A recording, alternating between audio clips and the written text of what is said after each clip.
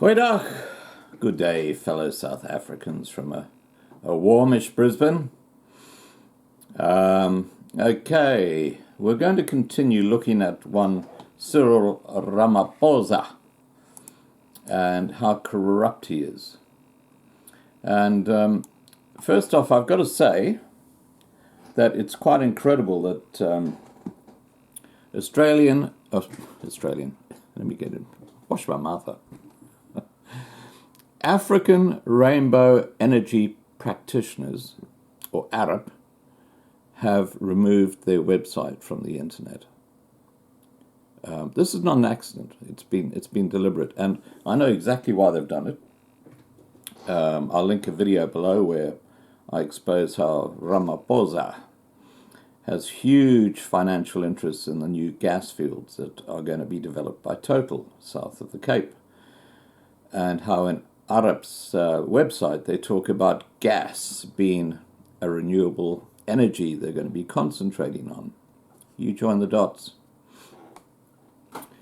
Okay, now what I'm going to be talking about here is another area that involves Ramaphosa and huge corruption.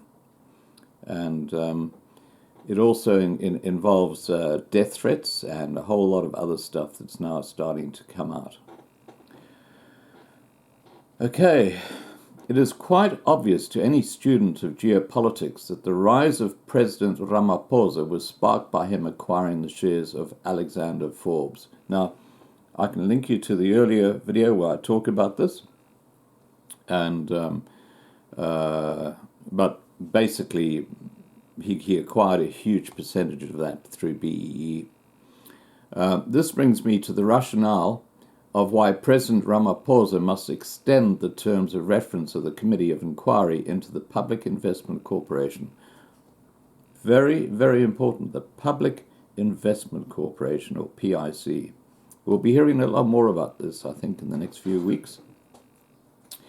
The PIC is the asset management company that invests funds on behalf of the GEPF. Now, the GEPF is the government employee pension fund that Ramaphosa's got his hands right into, or his fingers right into. It will be an injustice if the current terms of reference of the Commission of Inquiry into the PIC are left as they are, because for more than a decade, Trevor Manuel was guard presiding over billions in hard-earned salaries of government employees, while President Ramaphosa became deputy guard, hence to only focus on the investment decisions taken by the former Chief Executive Officer, CEO of the PIC, Dan Matjila, is quite frankly opportunistic and self-serving. South Africans have every right to know which companies and individuals benefited during the tenure of the GEPF of Trevor Manuel and President Ramaphosa, especially since there was no board of governance in place at the time. Now, this is very important because Ramaphosa has made billions of rand through the illegal gutting of these major pension funds. So, you know, he hasn't become a billionaire through business genius. He's become a billionaire through corruption. And we'll go more into that in a second. Another factor in the conflict of interest regarding both President Ramaphosa and Mr. Trevor Manuel, which necessitates an investigation to unpack, if President Ramaphosa directly used his position as a shareholder at GEPF to get capital injection into his own companies, and the same applies to Trevor Manuel, which also falls under the ambit of state capture. This, by the way, is no different to the conflict of interest associated with Nhlanhla Nene, who opted to resign as the Minister of Finance. The investment decisions by both Trevor Manuel and President Ramaphosa, each in their own capacity as custodian of the GEPF, must also extend to the likes of, now these are the billionaires who've really done very, very well through the same channel. Zanele Mbeki, Tokyo Sexwali, Saki Umkozama, Frank Chicane, Jay Naidu, Kelso Gordian, Cheryl Corrales, etc., etc. To this end, the Commission of Inquiry must assess whether they received or legitimately received any capital injection through the GEPF. Moreover, the conduct of the likes of Johanna Rupert, Christopher Weiss, Johannes Muten, Stephen Kossev, and Marcus Juster, who used the funds of the GEPF through their asset management companies, which subcontract with the PIC, to inject capital into their own businesses, must be inquired into. It is therefore not surprising that the post-1994 Afrikaners, especially the Stellenbosch and Paarl gang, have become richer than they were during apartheid. It's precisely because Trevor Manuel and President Ramaphosa literally handed them the pension funds of black employees without any competition from black owners' asset management companies. The PIC, which now controls trillions of pension fund money, has literally become a piggy bank for the private sector and politically connected elite, who don't have to work hard to earn their wealth, but simply abuse and misuse money that belongs to workers, many of whom are living from hand to mouth. Unfortunately, unions like the Congress of South African Trade Unions, or COSATU, including the National Union of Metalworkers of South Africa, or NUMSA, have never ever been vocal on this slave trade transaction because they are part and parcel of the same private sector which has perfected monopolizing public funds to feed the private sector. This is what Dr. Okechukwu Ideru defined as labor capitalism in a paper titled Organized Labor, Globalization and Economic Reform Union Investment Companies in South Africa. In essence, state capture and exchange of capital between the Blue Eye Boys, the Broederbond, and the new colonial elite was very systematic and structural. What is quite obvious is that this gang has been very sophisticated whilst using all sorts of treacherous and deceitful means to gain proximity to government coffers in order to empower itself and its family while simultaneously taxing the working class and poor who literally sustain their wealth. Umkhonto Sizwe, or MK, prisoner, Soko Ndukwane, defined this grouping as looters of the nation and gangsters of capitalism, who today have become the paragon of truth and business experts in a country which is rated as the most unequal in the world. This is precisely because state resources have been misused and abused by those using their struggle credentials to benefit a few, whilst the majority, who keep them in power and who are yet to see the rays of liberation, are burdened by squalor and degradation.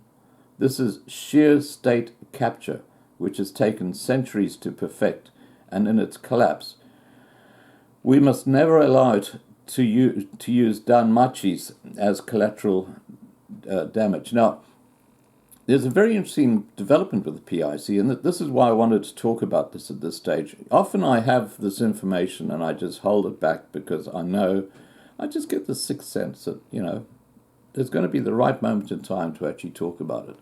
And that moment has now come.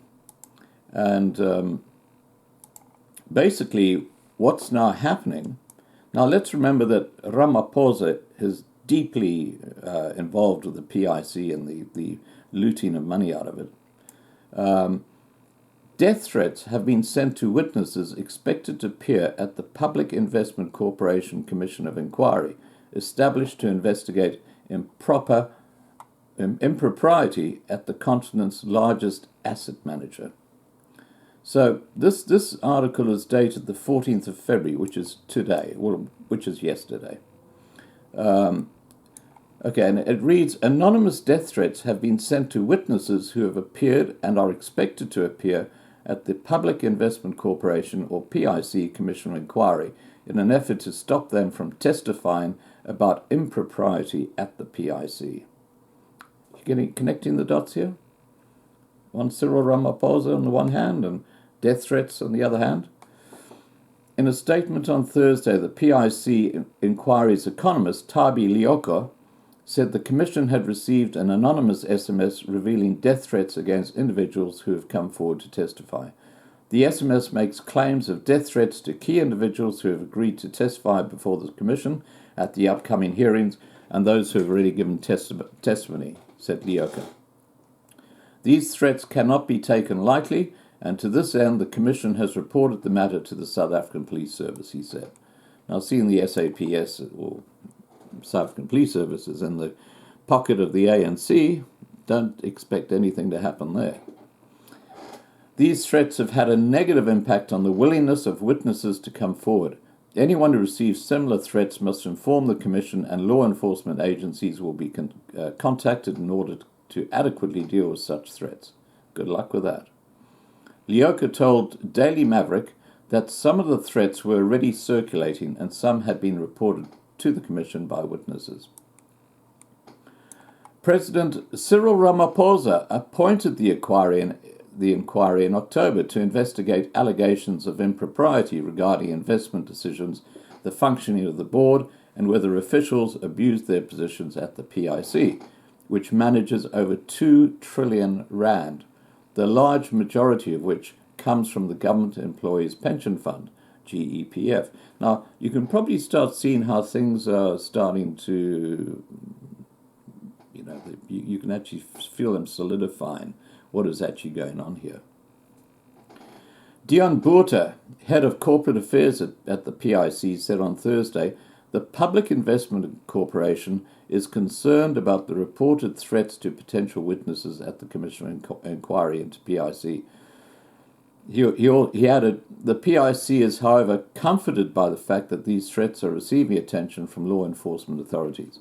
The PIC continues to encourage witnesses who have information that could assist the Commission's work to approach the Commission with such information. He added, the PIC continues to provide the necessary support to all its employees, including those who testify at the Commission, and to cooperate with the work of the Commission. Assistant PIC Portfolio Manager Victor Shaney told the inquiry in January that there was a toxic culture at the asset manager. I learned that the PIC's work culture is also one of intimidation. You don't question, you comply.